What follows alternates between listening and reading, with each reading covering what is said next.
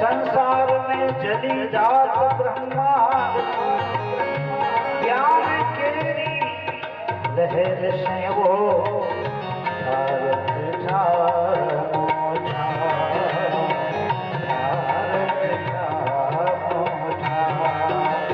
तेनी अमने साहेली अमने आगे बढ़ो छे साध तुमसे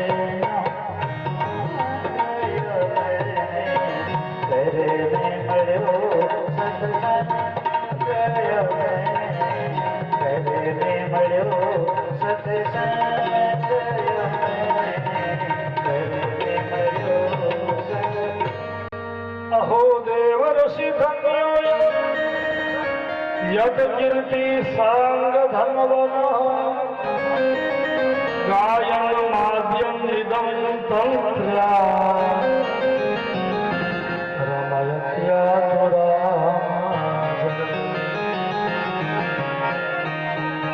देवर्षि नारदे कह્યું વ્યાસ પૂર્વ જન્મમાં મેં પણ સત્સંગ કર્યો સત્સંગથી હું દાસી પુત્રમાંથી દેવર્ષિ થયો આ પ્રભાવ સત્સંગનો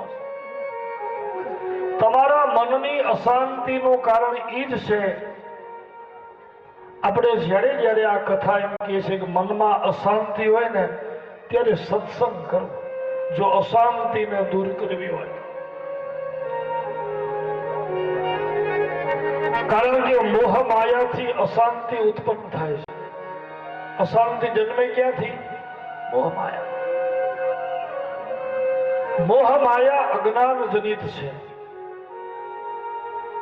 જો તમે સત્સંગ કરો એટલે અજ્ઞાન દૂર થાય અજ્ઞાન દૂર થાય એટલે સત્ય સમજાય સત્ય સમજાય એટલે શાંતિ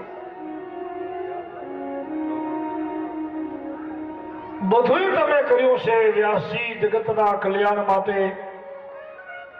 પણ સ્વયં તમે સત્સંગ નથી કર્યો એટલે તમને શાંતિ નથી ભગવાનનું નામ તમે લ્યો સત્સંગ કરો લ્યો હું તમને ચતુશ્લોકી ભાગવત આપું છું જે મારા પિતા બ્રહ્માએ મને આપ્યો છે એ હું તમને આપું છું ને એમાંથી તમે એવો સત્સંગ કરો એવા ભગવાનના ગુણગાન ગાઓ કે તમારી અશાંતિ દૂર થઈ જશે પછી મૂળ જે 4 શ્લોકનો ભાગવત આદિનારાયણ જે બ્રહ્માને આપ્યું હતું બ્રહ્માએ નારદને આપ્યું હતું અને એ 4 શ્લોકનો ભાગવત નારદજીએ કોને આપ્યો વ્યાસજી અહમેવાસ્યમેવાગ્રે નાન્યદ્યત સદસદપરમ પશ્ચાદહમ યદે તચ્ચાયો શિષ્યેત સોસ્મ્યહમ ऋतेर्थं यत् प्रतीयेत न प्रतीयेत चात्मनि तद्विद्यां दात्मनो मायां यथा भासो यथा तमः यथा महान्ति भूतानि भूतेषु चावचेष्वनु प्रविष्टान्यप्रविष्टानि तथा तेषु न तेष्वहम् एतावदेव जिज्ञास्य तत्त्वजिज्ञासुरात्मनः अन्वयव्यतिरेकाभ्याम् यत् स्यात् सर्वत्र सर्वदा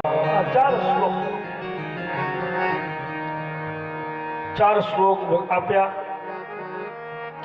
હમણાં જ આપણે કહી ગયા કે વ્યાસનો અર્થ જ થાય જે વિસ્તાર કરે એનું નામ વ્યાસ એટલે તો વક્તાને વ્યાસ એટલે કહેવાય છે વિસ્તાર કરીને સમજાવે એનું નામ વ્યાસ પછી 4 શ્લોકમાંથી વ્યાસ ભગવાને એટલો વિસ્તાર કર્યો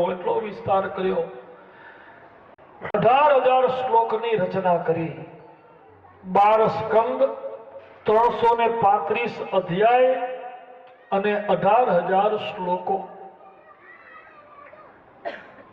મહાત્મ્ય તો પદ્મ પુરાણનો છે ને એટલે મહાત્મ્યનો સમન્વય નથી મહાત્મ્યનો સમન્વય કરીએ તો 341 થાય અધ્યાય પણ મહાત્મ્ય પદ્મ પુરાણનો છે એટલે 335 અધ્યાય 12 સ્કંદ 18,000 શ્લોકો અને 6.5 લાખ અક્ષરો 4 શ્લોકોમાંથી આટલો વિસ્તાર કર્યો વ્યાસજી, દિવ્ય સંહિતા રચ્યા.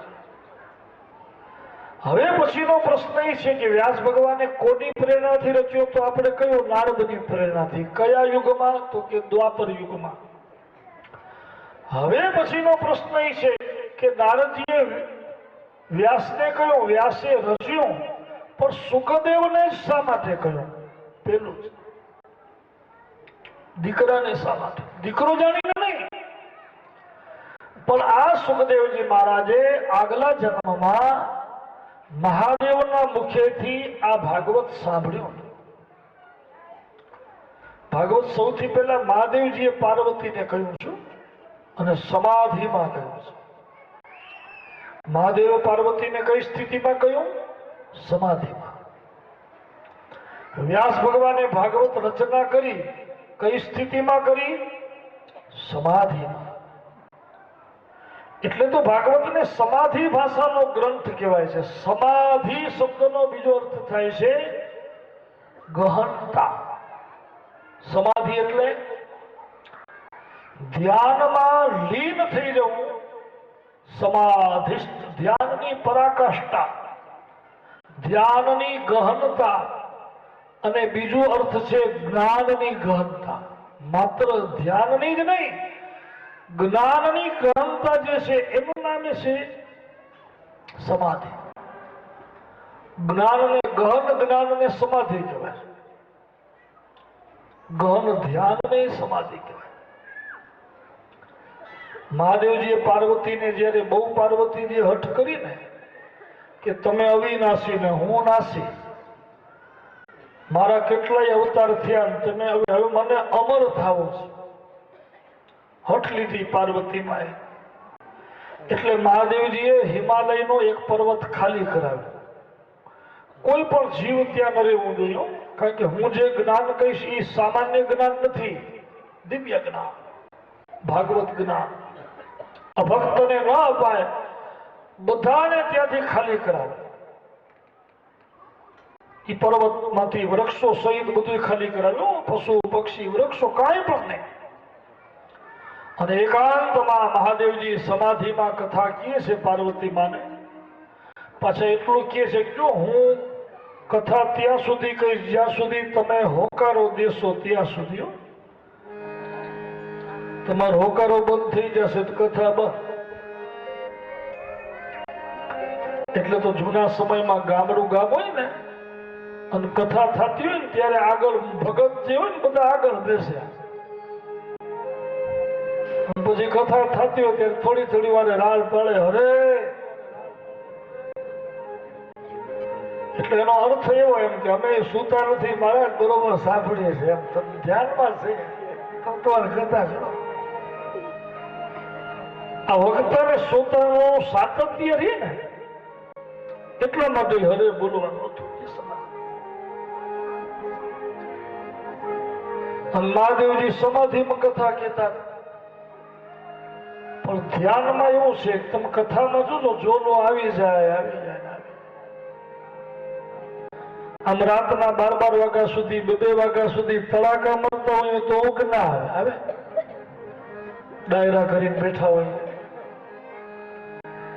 પણ કથામાં તમે જોજો એ કલાક અડધો કલાક થાય મને બધું ભારે થવા.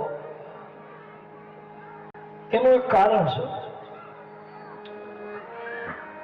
ઘરે તો નહીં તો બધી સગવડ હોય મજાના, એ પલંગ ઠાર્યા હોય, લાંબા થયા હોય, ઉનાળા હોય મજાના પંખા હાલતા હોય, એસી હાલતા હોય, પણ છતાંય તમે જોજો જલ્દી ઊંઘ નહીં આવે. કેટલાય પડખા ફેરવીએ માન. અહીંયા તો સગવડે મર્યાદિત હોય, જમીન થોડી ઊંચી નીચી હોય તો ઢેબા લાગતા હોય, બેસવું પડે, પલાખી વાળવી પડે, ટેકા હોય કે ન હોય. પણ છતાંય તમે જોજો અહીંયા ઘણી વાર તો એવા મજાને સુઈ જાય કે બાજુવાળાને ઉઠાડવા પડે કે હાલો હવે તો દૂધ બોલાય, ઉઠો ઉઠો.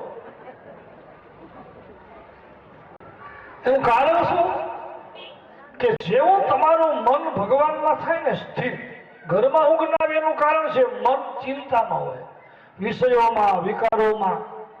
અને સંસાર અપૂર્ણ છે, એટલે એ આપણે શાંતિ ના આપી શકીએ. ભગવાન પૂર્ણ છે. જેવું મન તમે ભગવાનમાં સ્થિર કરો એટલે મનની બધી વ્યાધિઓ દૂર થઈ જાય, વાસનાઓ દૂર થઈ જાય, તૃષ્ણાઓ શાંત થઈ જાય, ચિત્ત પવિત્ર થઈ જાય, મન વિશુદ્ધ બની જાય અને મન ને ઇન્દ્રિયો બધી શાંત થાય. સૌથી પહેલા મન શાંત થાય એટલે ઇન્દ્રિયો શાંત થાય, ઇન્દ્રિયો શાંત થાય એટલે પછી ઊંઘ આવે, શાંતિ થાય તો ઊંઘ આવે. તમે જોજો, જે માણસ મનમાં કઈ ન લેતો એને ગમે ત્યારે ઊંઘ આવે, ચિંતા જ ન જાય. કઈ મનમાં લે જ નહીં એને મજા આવે. સૌથી સુખી ગમે ત્યારે નીંદર આવી જાય, કારણ કે મનમાં કઈ હોય જ નહીં. પણ ભગવાનના નામથી મન આપમેળે વિશુદ્ધ થઈ જાય. પાર્વતી માને ઝોલું આવી ગયું. હવે બને એવું હતું કે બધું ઓલા ઘણો જયારે ખાલી કર્યું ત્યારે એક પરિપક્વ પોપટનું ઈંડું બરફમાં રહી ગયું. મહાદેવજીએ કથા શરૂ કરી ત્યારે જ બચ્ચાનો જન્મ થયો અને બચ્ચાને જન્મતાની સાથે જ પોષણમાં શું મળ્યું? મહાદેવના મુખેથી ભાગવત રૂપી અમૃત. બોલો, એ ભાગ્યશાળી કેટલું. કાલે મહાત્મ્યમાં આપણે કહી ગયા કે મૂઢા સઠા એ પશુ પક્ષીનો સર્વે નિષ્પાપતમા ભવંતિ. આ ભગવાનની ભાગવત કથા તો પશુ પક્ષીના કાને પડે તો એનું એ કલ્યાણ કરે છે. આ કથા માત્ર મનુષ્યનું નહીં. મૂઢા સઠા એ પશુ પક્ષીનો જીવ જંતુ બધા પોપટના રૂપે એમને કથા સાંભળી. આહા, એટલો આનંદ થયો. પાર્વતીજી સુઈ ગયા, પોપટે જોયો બચાય કે માતાજી સુઈ ગયા છે ને અવાજ જો બંધ થઈ જશે તો કથા બંધ થઈ જશે. પોપટને આપણા ચારા પાડતા આવડે એટલે એ મંડ્યો પાર્વતીજીની જેમ હરે હરે. પણ હવે મનુષ્યનો અવાજ ને પંખીનો અવાજ ફરક તો પડે. મહાદેવજીને ધ્યાનમાં તરત આ અવાજ બદલ્યો ને, આંખ ખુલી ગઈ કે અવાજ બદલ્યો કેમ? જ્યાં જોયું પાર્વતીજી સુતા તો બોલ્યો કોણ? હા, કોઈ ભક્ત તો નથી. મહાદેવજીએ ત્રિશુલ ઉપાડ્યું, પોપટ ભાગ્યો. પણ ભાગવત કથાથી એને અમરત્વ મળી ગયું. ઈ જ વ્યાસ પત્નીના જળમાં પૂરું બની ગયું. આ વ્યાસજીને ઘરે પુત્ર રૂપે જેમના ઉદરમાં આવ્યા બીજા કોઈ નહીં, આગલા જન્મના આ પોપટ મહાદેવના મુખેથી કથા સાંભળી હતી.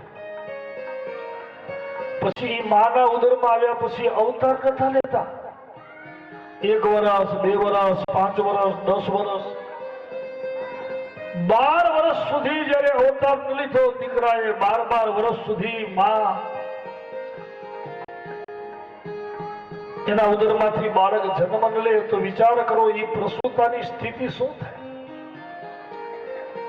વ્યાસ ભગવાન ગર્ભમાં પૂછે છે કે દીકરા તમે અવતાર કેમ નથી લેતા, અને તમે જો અવતાર નહીં લ્યો તો તમારી માં દુઃખમાંથી મુક્ત કેમ થશે?